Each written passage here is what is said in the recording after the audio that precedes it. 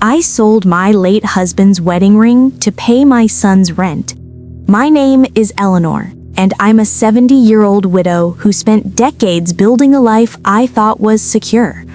I thought I was being a loving mother, but that single sacrifice was the final step on a humiliating journey that would ultimately lead to my own freedom, a new love, and a revelation that my family was a parasite feeding on my unconditional love. My life was quiet back then. Most days I'd be in my sewing room. It's a small, old house, but it was ours. Arthur and I, we built this life together. He's been gone a long time now, but I still feel him around. His memory, it's a source of pain, but also a source of strength. I guess that's why it was so easy to fall into the trap. All I wanted was to keep my son safe, just like Arthur would have. I was wrong. If you're out there and this story feels like yours, please subscribe. Let me know in the comments where my confession found you. And then he showed up. My son, Daniel. He was standing on my doorstep and he was crying. The sound of his sobs, it just broke me. He said he had lost his job. He swore it was a secret from Cassandra because he didn't want to hurt her pride. He asked me to help him, just a little bit, just for a short time. I believed him. I didn't question it. I just saw my boy hurting. I opened my checkbook and I wrote that first check. It was the start of it all. It felt like the right thing to do. And just like that, it became my secret life. I was always checking my bank account. The numbers went down so fast. I started cutting things out. My arthritis medicine, for one. It was expensive. I figured I could just deal with the pain. Then came the food. Rice and eggs became my whole diet. It was hard. It was a lot of sacrifices. I told myself it was worth it. It was for my son. I thought I was doing the right thing. It felt like I was back in the war, fighting to protect my family. The days turned into months. I'd sit there and look at my bank account, then look at my plate of rice, and I'd just feel tired. One day I was on my computer and a picture popped up. It was Daniel and Cassandra. They were laughing on a beach in the sun. They looked so happy. He was wearing new sunglasses. It was an expensive place. My stomach dropped. I felt so confused. I didn't get it. They were living as if nothing had changed, while I was sacrificing everything. It just didn't make any sense. All those confused feelings, I just pushed them down. I decided to make a special dinner. I wanted to feel like a family again. I cooked Daniel's favorite chicken. I even made vanilla pudding for dessert. I got out the nice things, my heirloom crystal glasses. My mother gave them to me. I polished them until they shined. My hands were shaking a little. I was so nervous. I just wanted things to be good. I had no idea that a special dinner could turn into a disaster. The scent of the food filled the kitchen. It smelled like love. She walked in, and I knew it was going to be bad. Cassandra was wearing this elegant red dress. It was so out of place in my home. She didn't even say hello. She just looked around and wrinkled her nose. She said the house was so old-fashioned. The food wasn't hot enough for her. I watched her look at my crystal glasses. I could see her contempt. Her words were sharp and cold. It felt like she was spitting on everything I had. It was a slap in the face. And then she said it. The words that just broke me. "You're not half the woman her mother is." My face felt hot. My ears started to ring. The sound of her voice, it was so mean. She said it so easily. I looked at Daniel. He just sat there. He didn't say anything. He didn't defend me. It was so humiliating. All those months of sacrifices, all that pain, for what? In that moment, I felt so small. I had never felt so disrespected in my entire life. She was right. I wasn't half the woman her mother was. All I could feel was rage. It was hot and overwhelming. My body felt like it was humming. My mind went blank, and the words just came out. Then she can start paying your rent. I didn't plan to say it. It just happened. Daniel's face went white. Cassandra's mouth dropped open. The room went totally silent. The air was thick with it. The shame was gone. The hurt was gone. All that was left was this furious feeling. The quiet mother I had been for so long was finally gone. Daniel just stared at me. He looked so scared. I said the landlord had a deal with me. It was a lie I made up. But then the real truth came spilling out. Not only had I been paying, but he had lost his job again 2 weeks earlier. He hadn't told me or Cassandra. He had lost 3 jobs in 2 years. 3. He used my love like a safety net. And then Cassandra, in her anger, blurted out that her own parents had refused to help them. I just sat there. I felt sick. The whole thing was just a big web of lies. After everything came out, I felt cold. My voice wasn't shaking anymore. I started to talk, and it was like I wasn't even there. I told them about all the sacrifices. I told them I sold Arthur's wedding ring. That was the hardest part. It was all I had left of him. I told them about going without my arthritis medicine. I told them I'd been eating only rice and eggs. I told Daniel that I was done. My unconditional love, it was over. He was no longer my little boy. Cassandra looked at me, and her eyes were full of anger. She knew she was losing. She tried one last thing. She looked at me with her red dress and her mean eyes, and she said, "You'll be all alone in this old house." The words were meant to be a final, crushing blow, to make me feel like I was nothing without them. I just looked at her. I thought about the smell of my home-cooked meal and the awful words that came with it. I thought about Daniel's sobs. I felt nothing at all. And then something strange happened. I didn't feel hurt or angry anymore. It was like a switch flipped. A deep calm came over me. I wasn't scared of being alone. I wasn't scared of her words. She said I'd be all alone, but I wasn't. I had been all alone, even with them here. I looked at her, and I knew the truth. I had the power now. I was free. They couldn't hurt me anymore. It was a beautiful, peaceful feeling. I just took a breath, and it was over.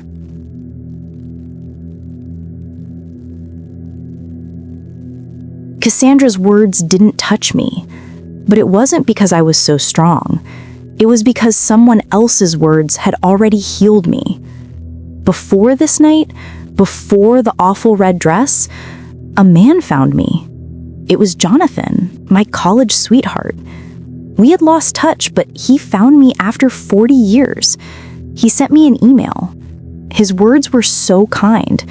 They reminded me of who I was before I became just a mother and a provider. He made me feel like I was a woman of value. His words were like a soft, warm feeling on my soul. He invited me to come see him in Seattle. It felt like the world had stopped.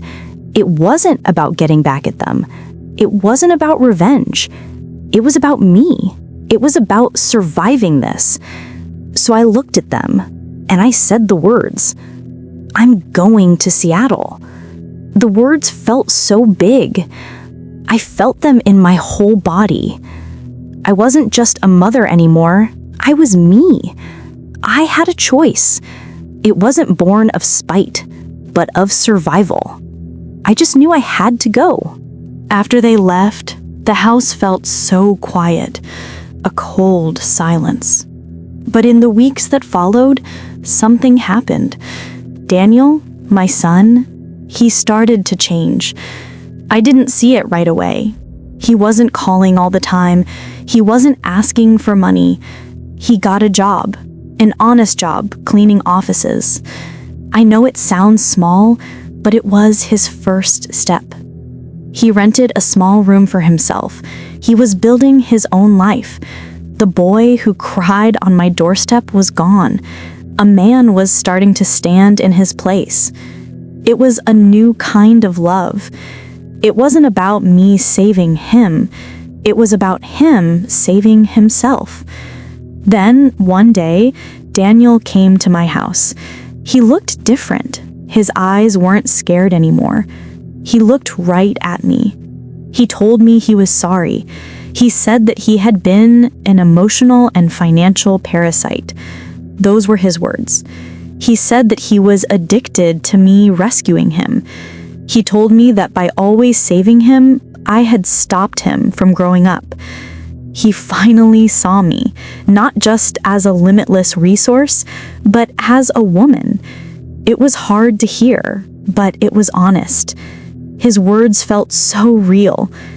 He kept talking. He said that my love for him, my endless giving, had become like a disease. It was making him weak. He told me that for the first time, he saw me. He didn't just see his mother. He saw Eleanor. He said that he finally saw me as a woman with my own life, my own dreams. He said that by stopping my sacrifices, I had given him a chance to grow up. It was all I ever wanted to hear. It was hard to believe, but it was true. I got on the plane and I went. When I landed in Seattle, I saw him waiting there. It was Jonathan. He had these kind eyes and a smile that lit up his whole face. He was holding a bunch of yellow roses. They were so bright and so beautiful. I thought about that red dress Cassandra had worn, and I knew these flowers were the total opposite of that. They were like a sign, a symbol of a new beginning. He just looked at me with so much love, and it felt so real. And he was right. My life changed completely. Jonathan cooked for me. We laughed so much. He introduced me to his children, and they were so kind to me. One day, he took me to the beach. It was my first time seeing the Pacific Ocean. The waves were so loud. It was a beautiful sound. Nothing like the sound of my son's sobs or the cold feeling of my crystal glasses. My whole world felt bigger. It was bright and full of life.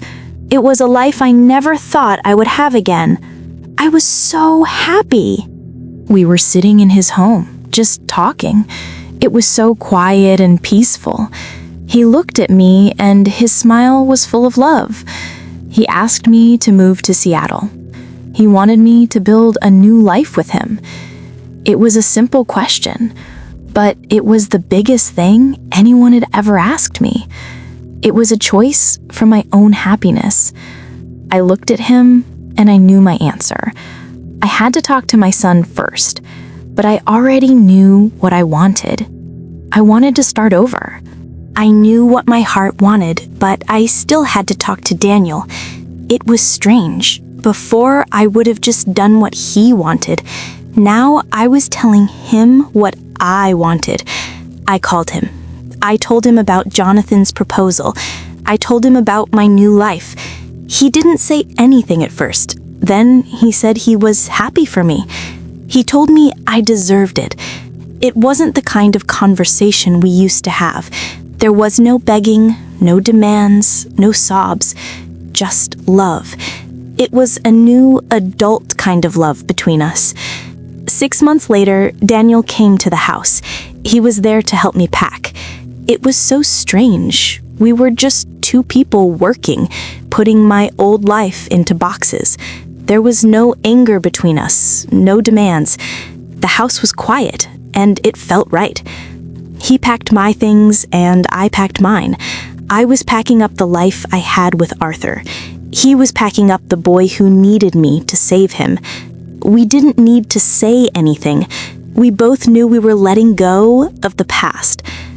I got to Seattle and started to unpack. It felt so different here. This house was bright and full of light. It was my house. I was unpacking my things, but it felt like I was unpacking a whole new person.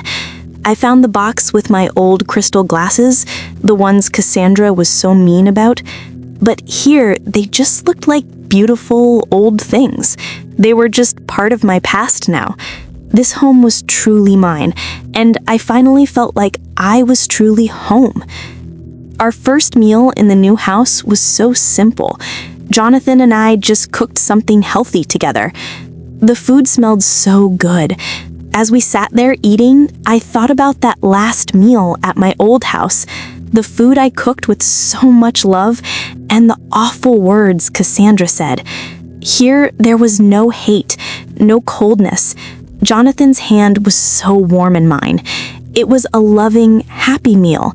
It wasn't about a debt. It was about being together. And it was all I ever wanted. And so, I left. I got in the car with Jonathan, and we drove away. I looked out the window. I could see my old house. The little old house where I had lived for so long. It looked so small from the car. I thought about all the years I spent inside. The sacrifices, the rice and eggs, the arthritis pain. It was all a part of my past now. It wasn't my future. I felt no sadness, just a quiet peace. I knew I was finally free. Jonathan and I got married on the beach. It was a small, quiet ceremony. The sun was warm on my skin, and the waves were quiet and peaceful. I could feel his hand, warm and safe in mine. It was nothing like the cold feeling of my old crystal glasses. This was our life now, a quiet, peaceful one. We were just two people, walking toward our new life, hand in hand. It was beautiful. After the ceremony, I looked up and saw Daniel. He was standing there, watching us. There were tears in his eyes, but they weren't the same tears he used to cry. These were different. They were quiet. He wasn't sad. He was happy for me. I could see it. He looked so proud. We didn't hug. We didn't say anything. We just looked at each other. And in that look, I knew he finally saw me. He finally knew that a mother's happiness is important too. My heart felt so full. And in that moment, seeing Daniel's tears of pride, I understood the whole truth. It was like I had a light bulb go on. By letting me go, he had finally gotten me back. He got a mother who was whole and happy, not just a sad, tired old woman who made sacrifices. I looked at my new husband. I looked at my son who had become a man. I finally saw myself as something more than just a provider. I was free. We were both free. After the ceremony, I found a quiet moment to myself. I thought about that awful night, the dinner I cooked with so much love, and the cold, awful words. It was so painful then. But now, it didn't hurt. I realized that the humiliation, the worst night of my life, was actually a gift. It was the wake-up call I needed.